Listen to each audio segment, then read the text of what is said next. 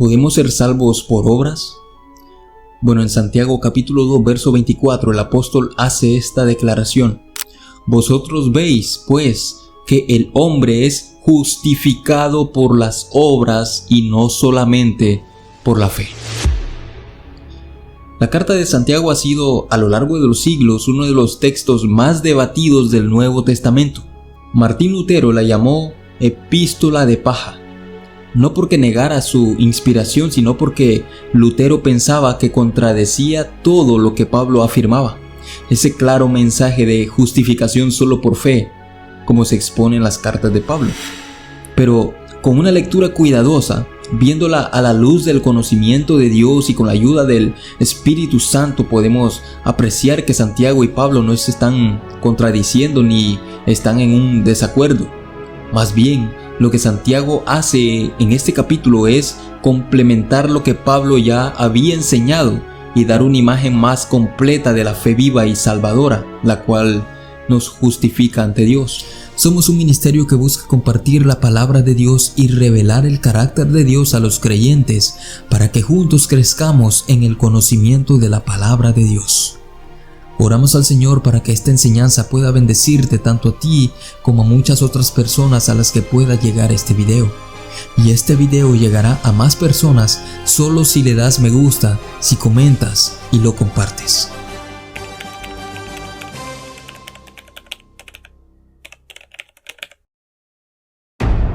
Ahora, miremos el capítulo 2 de Santiago. Santiago no niega que somos salvos por fe. De hecho, está muy de acuerdo con esa afirmación. Lo que él quiere aclarar es qué tipo de fe es realmente viva y verdadera. Hay una gran diferencia entre una fe intelectual vacía, muerta, y una fe genuina, viva y operante. Muchas personas dicen tener fe, dicen creer en Dios, en su existencia, en Jesús y en la Biblia. Pero Santiago, en el verso 14 del mismo capítulo, el apóstol pregunta: ¿puede acaso esa fe salvarles? Santiago está hablando de una fe que no produce frutos, una fe que no produce arrepentimiento, una fe que no produce nada que ayude a la gente a que conozcan al Dios verdadero, una fe que no transforma, una fe que no desintegra el corazón del hombre, una fe que no revela la verdad de Dios ni produce obediencia. Esa fe, dice Santiago, está muerta. Ahora, ¿qué significa que somos justificados por las obras? Bueno, es aquí donde muchos tropiezan y hacen tropezar a otros. ¿Está diciendo Santiago que somos salvos por nuestras obras? No. Eso sería contradecir todo el consejo de Dios. Pablo enseña en Romanos 3:28, concluimos pues que es justificado por fe sin las obras de la ley. Y Efesios 2:8, el apóstol Pablo una vez más dice que somos salvos por gracia, mediante la fe en Cristo, no por obras. Entonces, ¿cómo conectamos estos dos argumentos? ¿Cómo reconciliamos estos textos? Bueno, la clave está en entender el contexto y el uso de la palabra justificado. Pablo usa el término justificar como un acto legal de Dios, declarando justo al pecador por medio de la fe en Cristo. Santiago, por otro lado, usa justificar en el sentido de demostrar o dar evidencia de una fe verdadera y sólida en Dios por medio de las obras. No está hablando de cómo somos hechos justos delante de Dios, sino de cómo demostramos que hemos sido justificados. Mis hermanos, recordemos siempre esto: la fe verdadera actúa. Santiago da unos ejemplos muy claros y poderosos. El primer ejemplo que el apóstol Santiago da es el de Abraham, cuando ofreció a su hijo Isaac sobre el altar, verso 21. En el verso 25, el apóstol da otro ejemplo, y es el de Rahab, cuando recibió a los mensajeros y los envió por otro camino. Ahora quiero que veamos el ejemplo de Abraham por un momento. Vámonos a Génesis capítulo 22. Recordemos que Dios había estado trabajando en la fe de Abraham a tal punto que Abraham no se rehúsa a dar como sacrificio a su único hijo.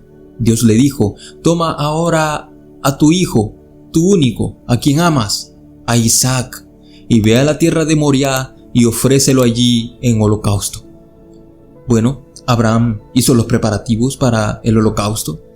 La Biblia dice que al tercer día vio Abraham el monte que Dios le había dicho. Le dijo a sus siervos: quédense aquí con el asno, con el burrito.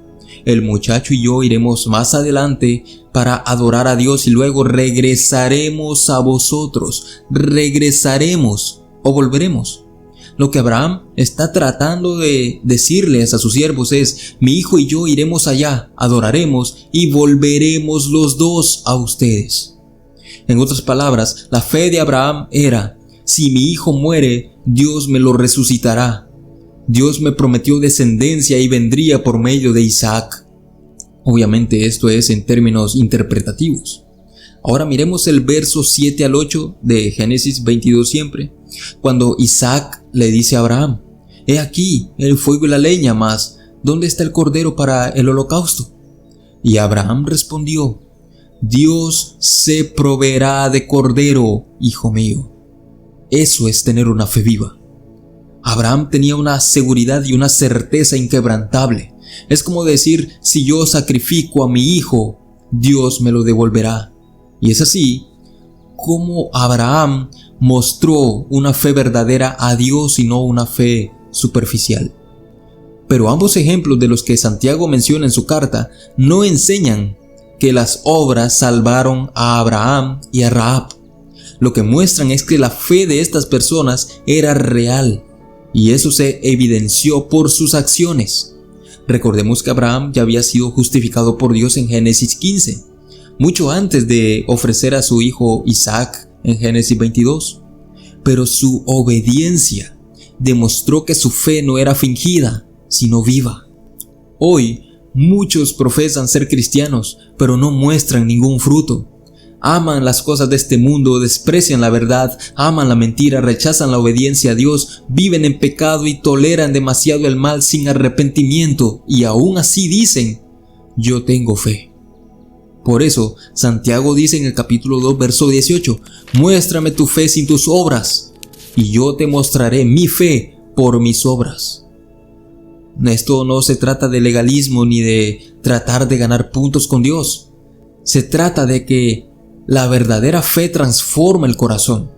Cuando nacemos de nuevo, el Espíritu Santo comienza a producir en nosotros los frutos del Espíritu.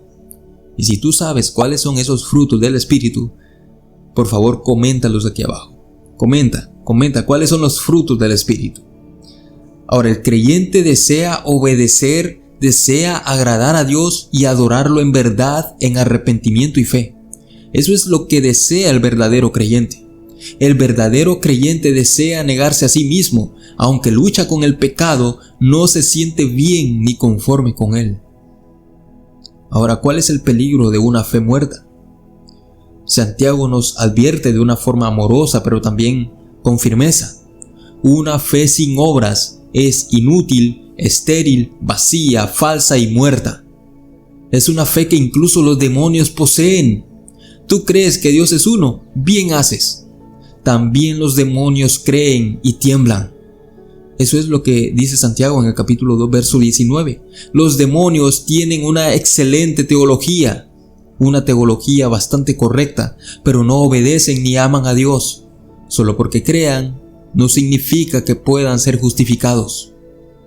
Mis hermanos, Dios no quiere una fe solo de palabras, sino una fe que se traduzca en obediencia, santidad, humildad, entrega total, servicio y amor. Una fe viva se expresa en la vida diaria, en cómo tratamos a los pobres, en cómo perdonamos, en cómo resistimos a las tentaciones de Satanás, en cómo buscamos la santidad y en cómo nos ama seguir conociendo a Dios a través de su palabra. Así que, mis hermanos, en conclusión, la fe verdadera no es pasiva, no se conforma con lo mínimo. La fe genuina corre hacia Dios, sirve a los demás, ama lo que Dios ama y odia lo que Dios aborrece. Las obras no son la causa de nuestra salvación, pero sí son la evidencia de ella. Nuestras obras evidencian de que somos creyentes salvos. Pablo y Santiago no están en una disputa o peleados, están unidos en la verdad. Pablo nos enseña cómo somos justificados ante Dios por medio de la fe sola. Santiago nos enseña cómo esa justificación se debe evidenciar por medio de nuestras obras. Fe y obras no son enemigos, sino aliados en la vida del verdadero cristiano. Mis hermanos, que la gracia de nuestro Señor Jesucristo esté con cada uno de ustedes. Si este video ha sido de bendición para tu vida, dale like y compártelo con todo el mundo. Dios te bendiga.